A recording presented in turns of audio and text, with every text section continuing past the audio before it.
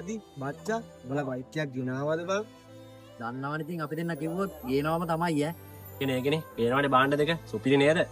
අඩෝ මොරු බාණ්ඩ දෙක බං. මම වටයක් පොදින්නද බං? විකාර කරන්න එපා බං. පිස්සුද උඹට? ලක්ෂ ගණන් දීලා බයික් අරගෙන උඹලට පදින්න දෙන්න. තාම හරියට අපිවත් පැද්දේ නෑ බං. ඒකනේ බං. අහන්න දෝ බයික් වල නගින සිටිතක් තියද?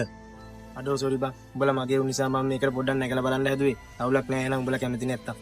අපි කැමති නෑ තමයි බං. උඹලා වගේ හිඟන්නුන්ට කොහොමද බං බයික් එකක් දෙන්නේ? ඒ මොනවද බං මලා කල්පනා කරන්නේ? ආය අතුල අරගෙන ගදපන්. අඩෝ සිරාවටද බං මේ උඹලා මට යතුරු දෙන්නේ? මම යොත් උඹලා මට බණී කියලා බං. උඹට බනින්න අපිට පිස්සු නෑ බං. ඕකක් පැදලා මේකක් පැදහන්. ඒකනේ බං. බා පේකානේ. උඹට වචනයක්වත් කියන්නේ නෑ බං. සමහර තැන්වලදී අපි හිතන දේ නෙමෙයි ඇත්තටම වෙන්නේ. වෙලක් මිනිස්සු ඉන්නවා අපි හිතන රොඩ යාළගේ හිත ගොඩක් හොඳයි. හැම මිනිස්සෙකම දුප්පත්කම, අසරණකම, නැතිබරිකම මේ හැමදේම තේරුම් ගන්න පුළුවන් මිනිසෙක් වෙන්න.